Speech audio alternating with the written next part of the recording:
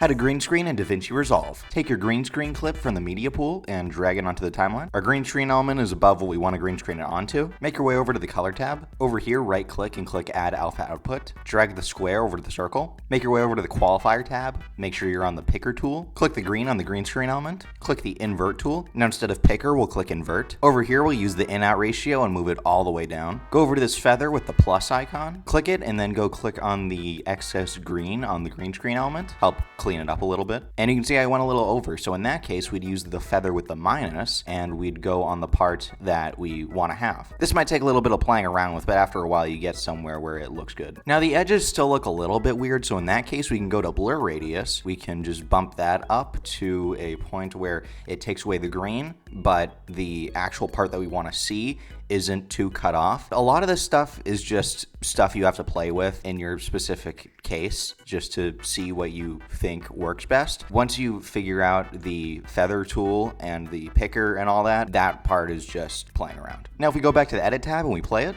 perfect. Actually, there's a little bit of green there. I am so unprofessional, but that's why you play with the settings, to make it look better than how I made it look. And then you can get your own exploding dog.